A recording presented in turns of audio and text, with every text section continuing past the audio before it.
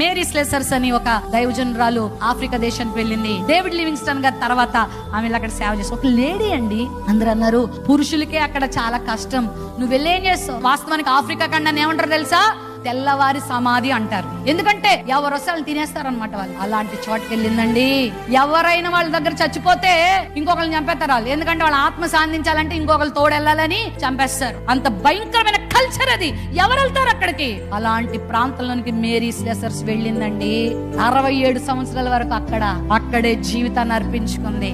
ఎన్నిసార్లు బళ్ళాలు తెచ్చి ఆమెను పొడవడానికి ప్రయత్నం చేశారు. ఆమెను ఎంత ఇబ్బంది పెట్టారు. ఎన్నిసార్లు నిద్ర లేదు, ఎన్నిసార్లు ఆహారం లేదు, ఎన్నిసార్లు సౌకర్యాలు లేవు. కొంతమందికి ఎంత సౌకర్యాలు కావాలి. దేవుని సేవకులు అవన్నీ చూడలేదండి. ప్రభు కొరకు ప్రయాసపడ్డారు. మీకు తెలుసా, ఆమె చనిపోయే సమయానికి కొన్ని లక్షల మంది చిన్నారులను, స్త్రీలను, పురుషులను ప్రభు దగ్గరికి నడిపించేసింది. గట్టిగా చప్పట్లు కొడతారా? అందరం సేవ చేద్దాం. నేడు రేపు ప్రభు వచ్చేస్తున్నాడు, లేదా మనం పిలిచే అవకాశం ఉంది. ఆయన మనం పిలిచినప్పటికీ ఆయన మనం రాజ్యం చేర్చుకుని మనం కూడా ఉందాం. ప్రభు పిలిచినప్పుడు బలా నమ్మకమైన మంచి దాసుడు అనిపించుకుందాం.